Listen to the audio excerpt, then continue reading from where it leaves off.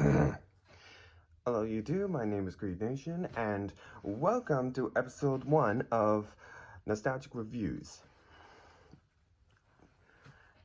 Okay, you might be a little confused by that because you may think, hey, wait a minute, what about the Dark Fate video? Well, that wasn't an actual review.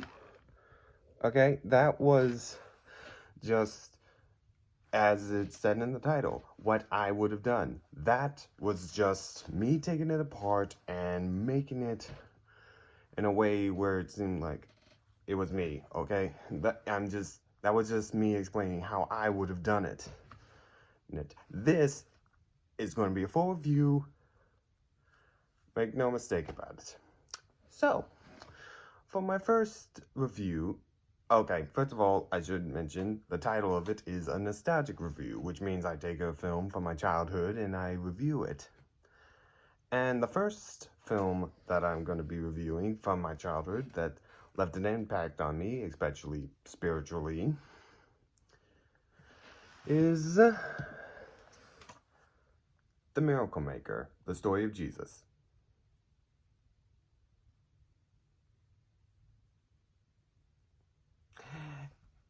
Yeah, I should probably note, if none of you know this film, honestly, I don't blame you.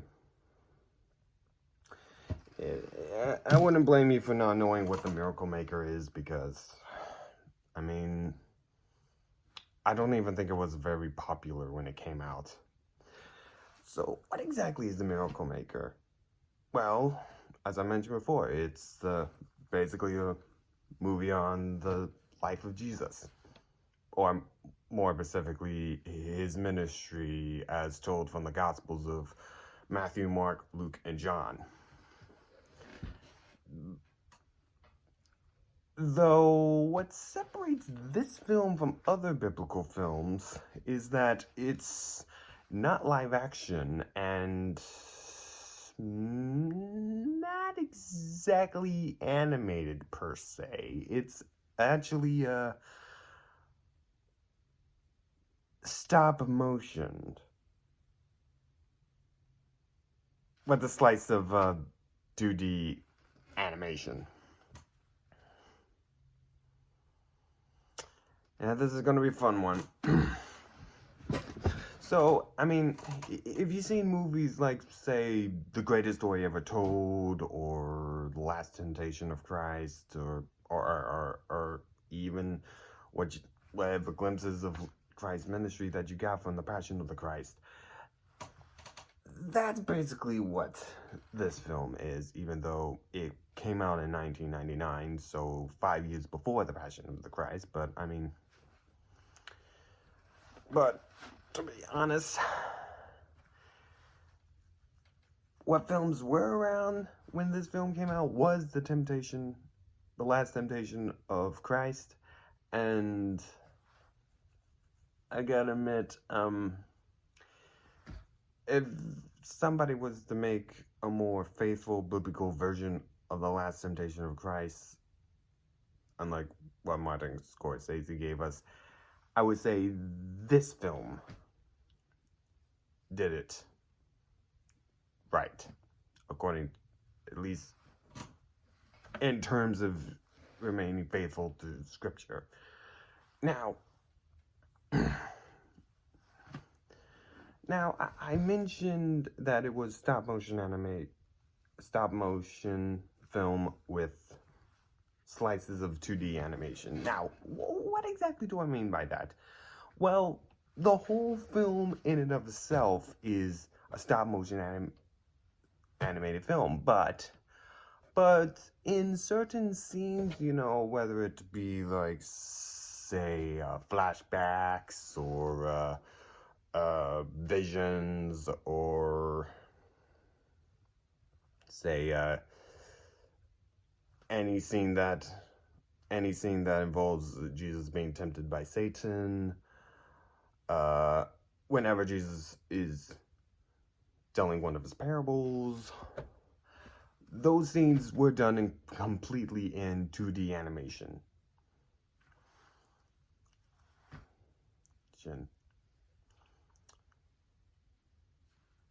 So, it kind of an interesting mix. And to be honest, if someone was to ask me, what would I prefer? The whole film being in stop motion or it being entirely in 2D animation?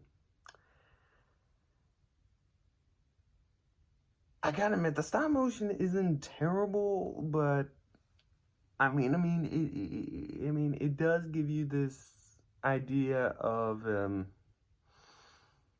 it seeming kind of realistic. It definitely looks a lot better than all that other stop motion stuff from like movies from like the 50s. I mean, heck, I even consider it to be better than the stop motion that was used in the Terminator.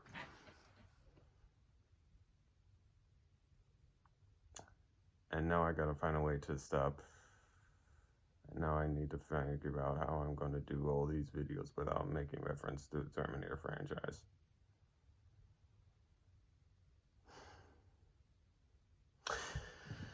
Anyway, even if you look at the cover, you would assume that what you're seeing is probably like an animated, like a real life poster that's simply done, that's merely colored over. But no, these are the stop motion figures that are used in the film. Yeah, I know it looks realistic on the front, but seriously, that's the stop motion characters. Now, you might be wondering, well, are there any famous actors who voice any of these characters? And yes, there is. But you would have to look at the list to find them. I mean, one of the more noticeable actors whose voices contributed to this film is Ralph Fiennes, who does the voice of Jesus.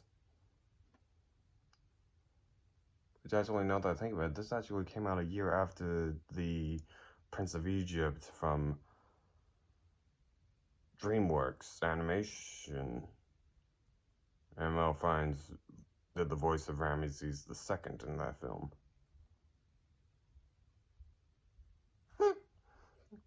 Well, you can add this movie to his biblical list of films. You got Richard E. Grant as John the Baptist, the late Ian Holm, rest in peace, as Pontius Pilate, William Hurt as Jairus, Alfred Molina as Simon the Pharisee, and then you have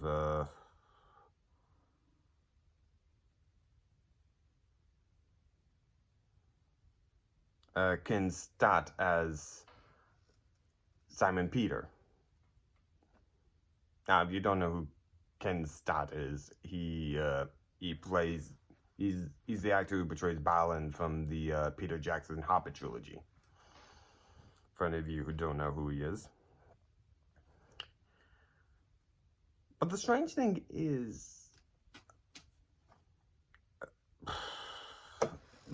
but you see,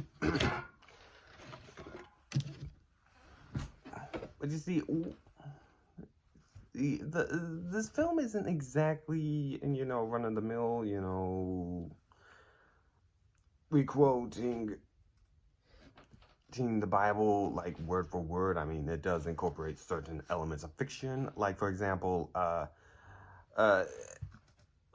like they give kind of more motivation behind Judas Iscariot's reasonings behind betraying Christ, because Judas Iscariot, according to the film, is actually part of these group of thugs and revolutionaries who want to rise up against the Romans during the Roman occupation of Judea. Yeah, and he becomes inspired by Jesus' preaching and decides to follow Jesus as a disciple. And he kind of imagines him as this like a military leader in order to defeat the Romans. And as the film progresses and he starts and he starts getting like delusional by this whole concept because he's expecting Jesus to like come into Jerusalem with huge armies ready to like tear down the walls with just the power of God. But instead he sees a bunch of people carrying a bunch of palm tree leaves, and Jesus entering the city on the colt of a donkey.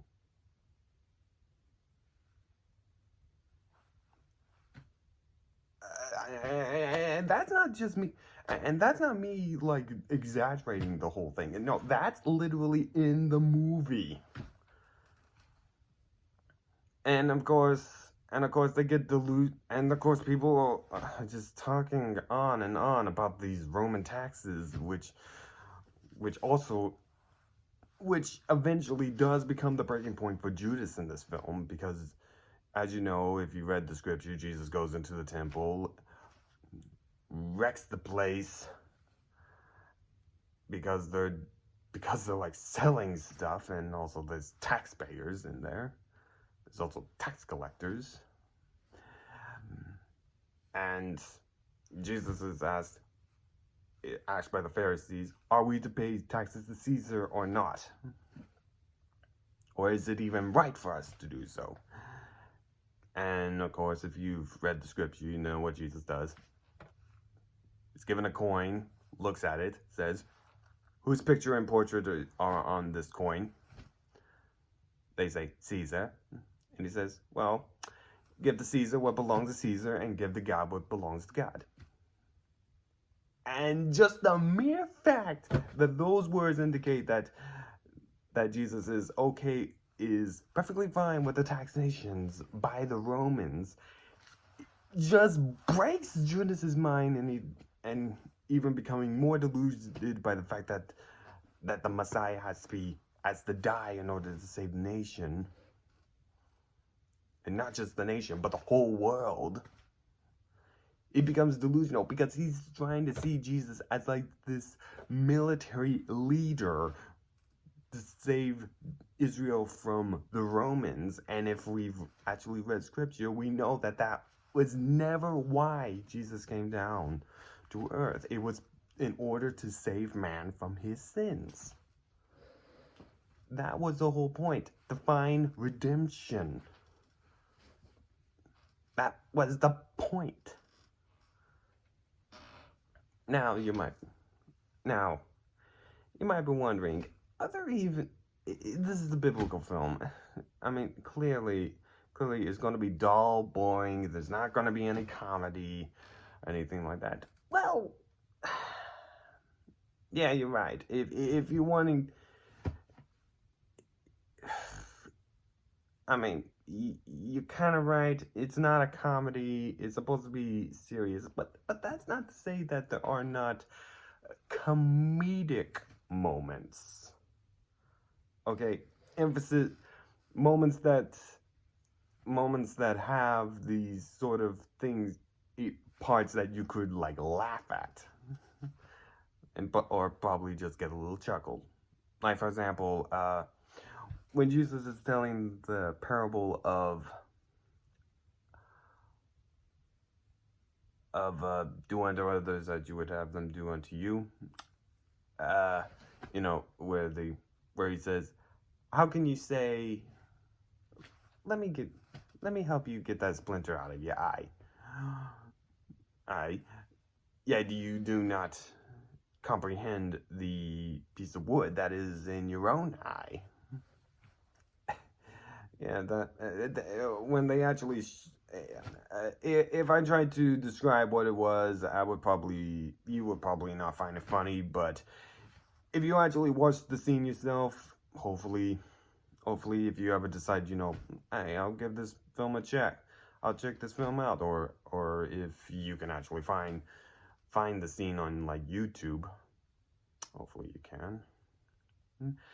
It would be a lot funnier. Because if I tried to reenact it, I would just ruin the whole joke. Or how funny it could possibly be.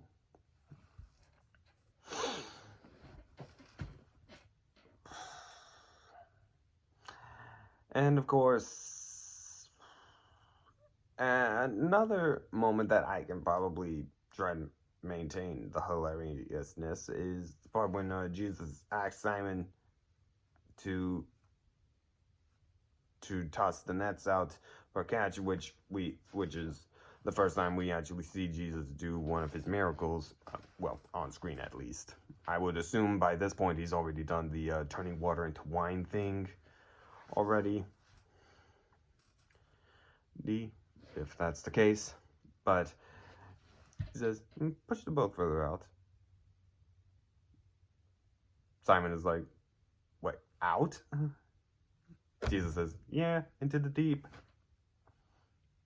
Simon says, why, what for? Jesus says, to throw your nets down for a catch, of course.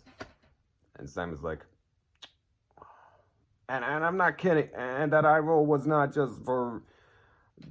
it was not me. That's literally what Simon does in the film. He literally rolls his eyes at Jesus. And he says, no one catches fish during the day. They hide from the sunlight right down into the depths. I hope I'm saying that word for word. And normally you would just, and you would probably expect Jesus to say something like, just do it. But no, Jesus just sits there, just giving him the stare. Like,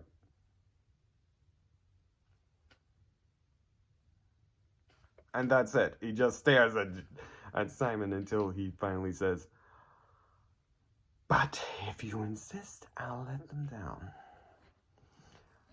And of course, another moment that is perhaps the most ridiculous thing, and I can't believe I found this funny, and I blame my older brother for doing this, it's at the Last Supper. Jesus hands out the bread after like raising it up, saying, blessed be thou, O Lord our God, who bringeth forth bread from the earth. Breaks it. Hands it to its left and right.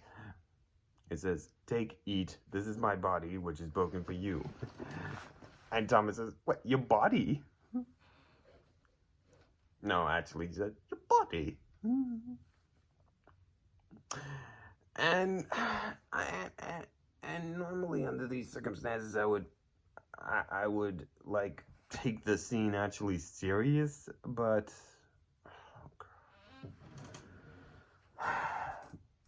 then my older brother, had to ruin the whole moment just one time when we were watching it, and literally do that old your body thing, repeat over again and again and again. I mean, seriously, in fact, if anybody from Jody's Corner is actually watching this, get into contact with K-Dot, have him find the scene on YouTube if possible, or just get the movie just to get the scene in. Put it on a try not to laugh video, have Jody watch it, and I dare Jody have it be repeated several times, and I dare any member of the Jody's Corner family to not laugh after the 5th time it's done. That is a dare. You laugh. Oh, if you laugh,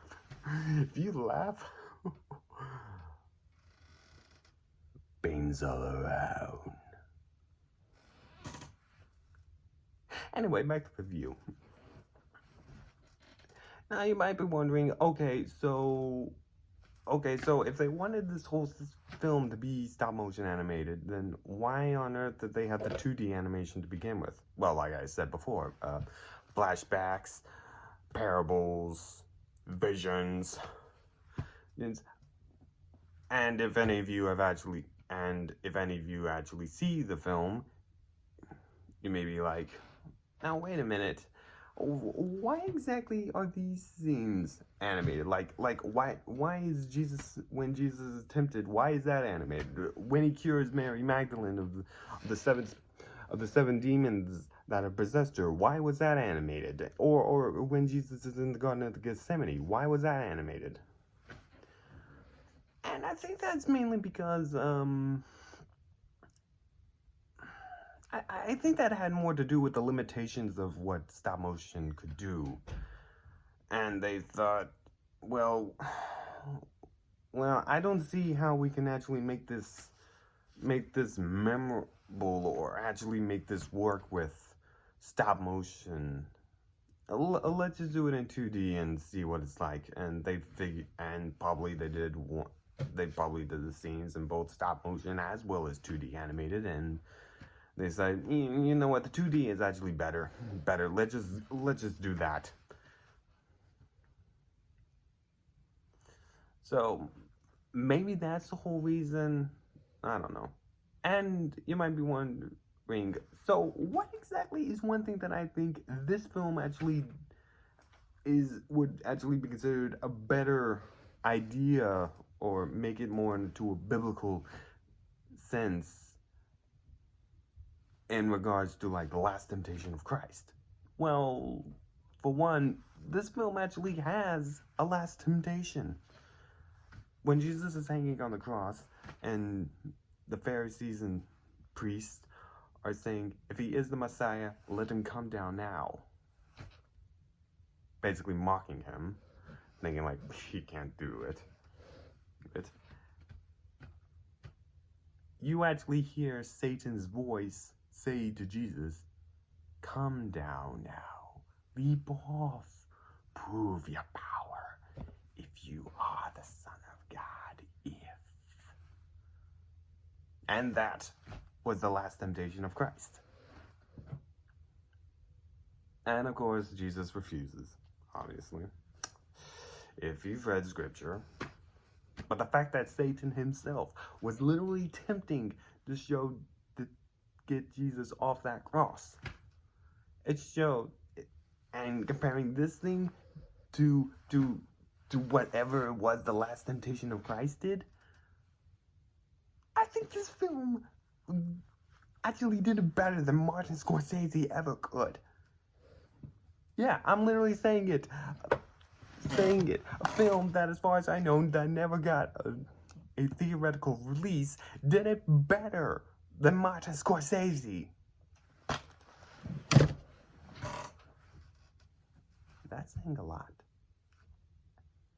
And also it takes some guts for me to say that.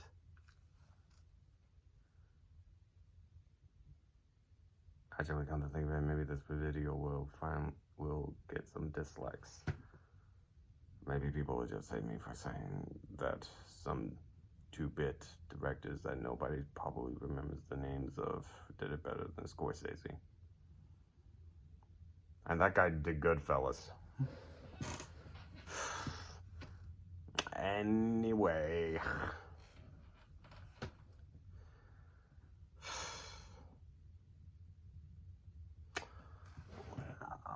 What else can I talk about?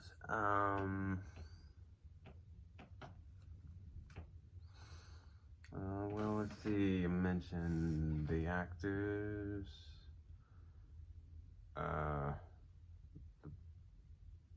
The stop motion and the animation. Character motivations. Comedic moments.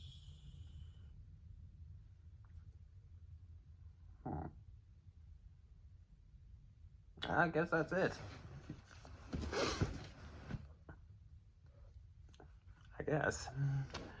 So anyway, that's as much as I can tell you guys without, going into major spoilers for the film. But if you feel like, I might want to check this out, then go on ahead. See if you can rent it for a few days on YouTube, or hopefully, if you can, if it is available on YouTube, or maybe, who knows, maybe it's on Netflix, I don't know. Maybe you can find it on Netflix, hopefully. I don't know. Technology today is so messed up, as far as I'm concerned. If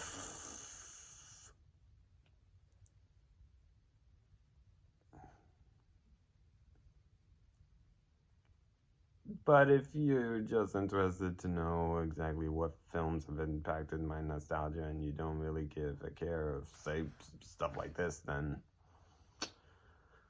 alright. Your choice. I can't make that for you. But personally, this film is going to stay with me. This film, even if I end up losing this DVD copy right here, even if I lose it, it's all in here. And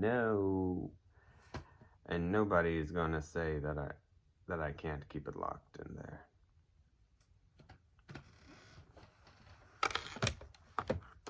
Oh, by the way. Before I go, I would like to note, the next video I'm going to be doing is another how I would have done it videos. If you noticed in the first video, I actually put an episode 1 segment at the end of the tagline. Oh, this is kind of how it's going to be. You get the how I would have done it segments where I go over movies that I break down, that I go over and say, this is how I would have done it. And then you got the nostalgia reviews, like this one. Ones that have impacted my life. Next video would be another how I would have done it segment. And this time I'm going to be going over Cats 2019.